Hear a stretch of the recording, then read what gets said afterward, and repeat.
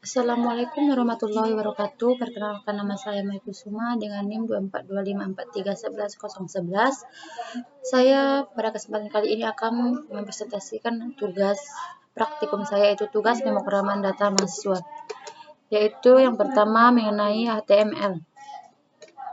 HTML adalah singkatan dari Hypertext Markup Language. Ini adalah bahasa standar yang digunakan untuk membuat dan menyusun halaman web. HTML memungkinkan kita untuk menampilkan teks, gambar, tautan, video, dan elemen-elemen lain di browser. Ada juga fungsi pada HTML, yaitu yang pertama membuat struktur halaman web.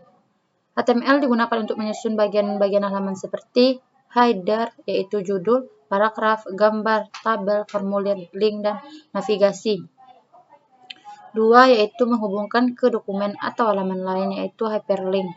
HTML memungkinkan kita membuat tautan ke halaman lain, baik situs yang sama ataupun beda. 3, yaitu menampilkan media. HTML digunakan untuk menampilkan berbagai jenis media seperti gambar, video, dan audio. 4, menandai konten, supaya dimengerti oleh browser dan mesin pencari. HTML membuat browser memahami jenis konten, misalnya judul, paragraf, daftar, sehingga bisa ditampilkan dengan baik dan juga dikenali oleh mesin pencari, yaitu SEO. Yang kelima, yaitu menjadi dasar untuk CSS dan JavaScript. HTML bersama dengan CSS untuk mempercantik tampilan, warna, layout, font, dan lain. JavaScript untuk membuat halaman interaktif, misalnya tombol yang bisa diklik. Struktur dasar HTML. Berikut adalah contoh struktur HTML, yaitu kita bisa melihatnya di sini, yaitu doctype yang menandakan bahwa ini adalah dokumentasi HTML. HTML yaitu elemen root dari dokumen HTML. Head yaitu berisi informasi tentang dokumen ataupun meta, title, link, key, CSS, dan lain-lainnya. Title yaitu judul yang muncul di tab browser. Body yaitu berisi semua konten yang akan ditampilkan ke halaman. Adapun elemen dasar HTML yaitu heading, yaitu H1 sampai dengan H6, judul besar hingga kecil.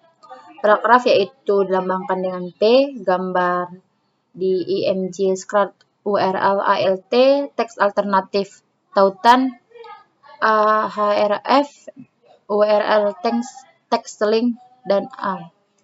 Daftar tidak berurutan yaitu UL, LI, item, LI, UL. Berurutan yaitu OL, LI, item, LI, OL.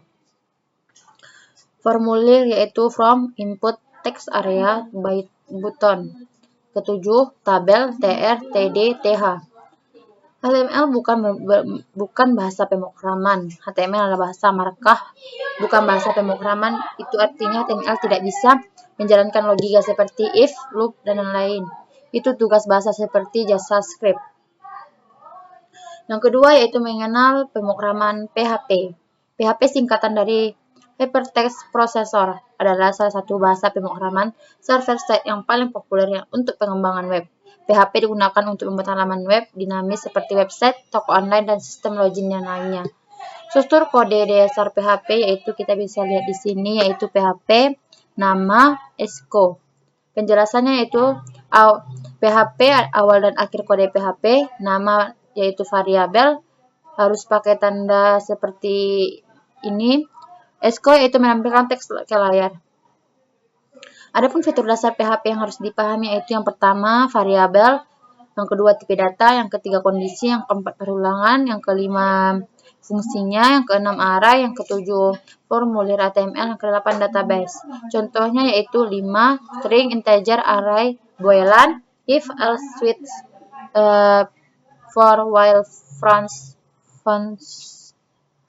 Terus dalam array juga adalah contohnya seperti buah, yaitu apel, jeruk. Contoh database-nya itu koneksi ke MySQL dengan MySQL atau PDO. Yang selanjutnya itu menjalankan PHP. Untuk menjalankan kode PHP, gunakan web server lokal seperti SAM, Laragon, atau MAP. Simpan file dengan ekstensi PHP. Akses melalui browser dengan alamat seperti HTTP, localhost, nama file PHP. Keunggulan PHP yaitu gratis dan open source. Mulai dipelajari untuk pemula, terintegrasi dengan HTML, dan database MySQL. Digunakan banyak CMS seperti WordPress, Joomla, dan Drupal. Yang ketiga yaitu mengenal Bootstrap. Bootstrap adalah framework CSS dan dirancang untuk memudahkan proses pembuatan tampilan UI website yang rapi, responsif, dan menarik. Bootstrap dikembangkan pertama kali oleh tim dari Twitter dan sekarang menjadi salah satu framework front-end paling populer di dunia. Kelebihan menggunakan Bootstrap yaitu siap pakai. Yang dimaksud dengan siap pakai ialah banyak komponen siap digunakan, tombol, navbar, kartu, form, dan lain-lain. Responsif yaitu secara otomatis menyesuaikan tampilan di layar kecil atau besar. Hemat waktu artinya tidak perlu menulis CSS dari awal. Konsisten artinya desain rapi dan seragam di seluruh halaman. Yang selanjutnya yaitu integrasi mudah, yang bisa diartikan bisa dipakai langsung lewat CDN atau diunduh. Adapun komponen-komponen populer di Bootstrap yaitu komponen grid system. Fungsinya itu membuat layout responsif dan baris, row, dan kolom full.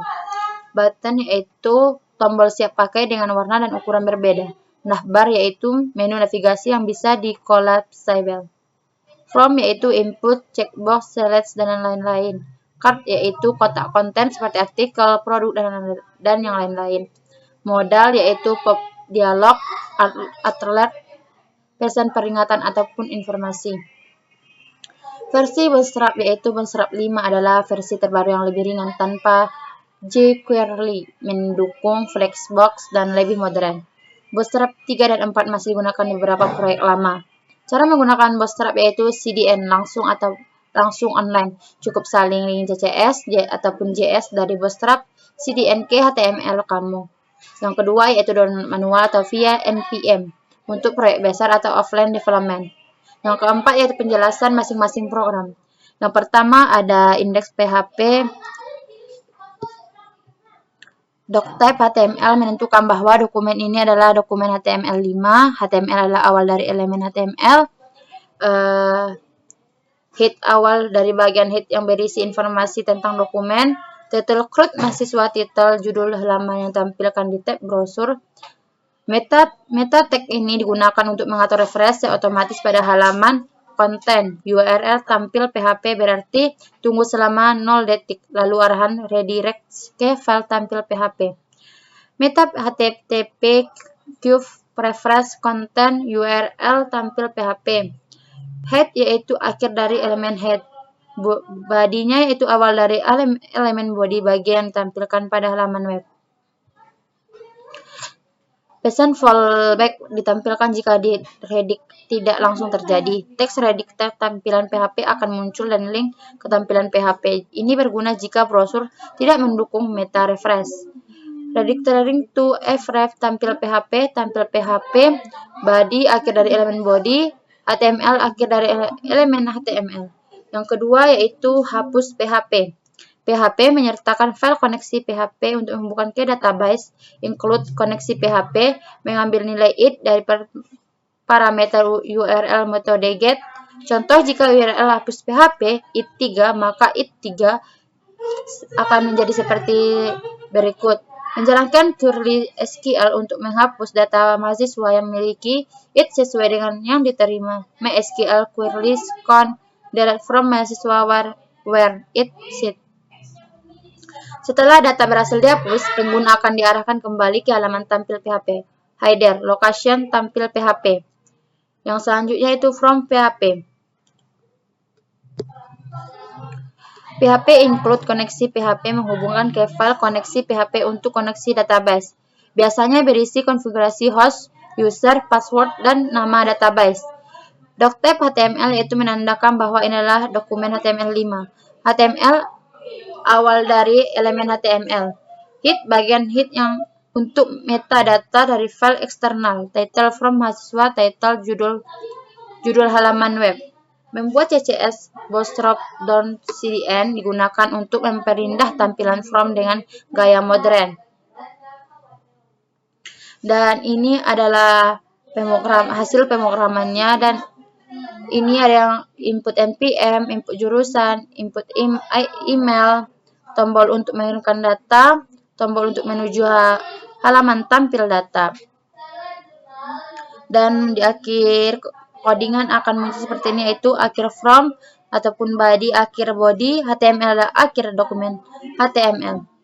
Selanjutnya yaitu edit HTML. Edit HTML yaitu yang pertama PHP menghubungkan database dan menyertakan file koneksi PHP, include koneksi PHP, mengambil nilai id dari URL melalui metode get. Yang selanjutnya itu mengambil data mahasiswa berdasarkan id dari database. Selanjutnya yaitu menyisipkan CSS Bootstrap versi 5.3 untuk memperindah tampilan from. Selanjutnya yaitu memberi jarak atas, margin, stop, dan pembungkusan kontainer from untuk mengirimkan data telah diedit ke file update PHP menggunakan metode post. Ya, seperti itu sampai selesai, yaitu yang menginputkan untuk nama mahasiswa, input untuk npm mahasiswa, input untuk jurusan mahasiswa, input untuk email mahasiswa, tombol untuk mengirim from, tombol kembali ke halaman tampil. Selanjutnya yaitu koneksi PHP. Koneksi PHP bisa dilihat di sini, yaitu lokal menggunakan localhost. Localhost yaitu menyimpan nama host database, biasanya localhost jika database-nya berada di server yang sama. Root yaitu menyimpan data pengguna untuk mengakses database. Pass yaitu menyimpan kata ganti sandi pengguna untuk mengakses database. DB mahasiswa yaitu menyimpan nama database yang digunakan. Membuat koneksi ke database menggunakan fungsi MySQL Connect, parameter yang diberikan adalah host, user, password, dan nama database. Jika koneksi gagal, pemrograman akan berhenti dan menampilkan pesan error seperti di bawah ini. Selanjutnya yaitu simpan PHP. PHP menyertakan file koneksi PHP yang berisi kode untuk menyambungkan ke database. Include koneksi PHP. Mengambil data dari from HTML yang dikirimkan melalui metode post lalu menyimpannya ke dalam variabel.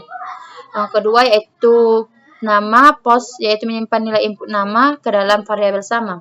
Yang kedua npm post, yaitu menyimpan nilai input npm ke dalam variabel npm. Jurusan yaitu post, menyimpan nilai input jurusan ke dalam variabel jurusan.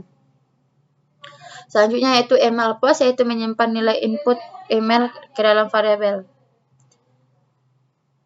Yang selanjutnya itu menyusun perintah SQL dan menyimpan data ke dalam tabel mahasiswa. Insert into mahasiswa, nama, npm, jurusan, dan email. Flow-nya itu nama, npm, jurusan, dan email. Mengeksekusi perintah SQL, memeriksa apakah data berhasil disimpan atau tidak, yaitu MySQL query count SQL. Jika berhasil, tampilan pesan sukses akan tautan untuk melintas data, yaitu seperti ini, data berhasil disimpan. Jika gagal, tampilan akan tampil pesan error beserta informasi kesalahan dari database seperti di bawah ini, yaitu codingannya menunjukkan error. Selanjutnya yaitu tampil PHP. PHP menyertakan file koneksi PHP yang berisi kode untuk menyambungkan database. Mengambil data dari from HTML dipikirkan melalui metode post yang lalu menyimpan ke dalam variabel. Nama post nama yaitu menyimpan nilai input nama ke dalam variabel nama. npm yaitu post npm menyimpan nilai input npm ke dalam variabel npm. Jurusan post jurusan yaitu menyimpan nilai input jurusan ke dalam variabel jurusan. Email post email adalah menyimpan nilai input email ke dalam variabel email. Menyusun perintah SQL menyimpan dalam tabel mahasiswa yaitu SQL insert intro mahasiswa, nama, npm, jurusan, email. Flow nama, npm, jurusan, dan email. Mengeksekusi perintah SQL dan memeriksa apakah data berhasil disimpan atau tidak. Jika berhasil, tampilan pesan akan sukses dan tautan akan melihat data seperti ini, yaitu data berhasil disimpan. Tapi jika gagal, tampilan pesan error beserta informasi kesalahan database akan muncul seperti ini, yaitu akan menunjukkan error. Yang selanjutnya itu update PHP. Update PHP yaitu menyertakan file koneksi PHP untuk menghubungkan ke database. Mengambil data id dari from HTML yang dikirim melalui metode post. Yang selanjutnya itu mengambil data nama dari from, yaitu mengambil data npm dari from, terus mengambil data jurusan dari from.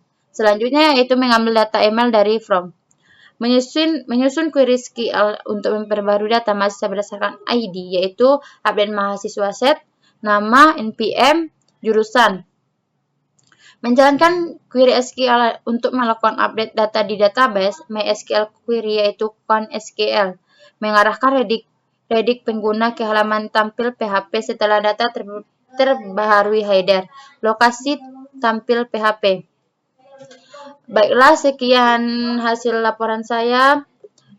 Assalamualaikum warahmatullahi wabarakatuh.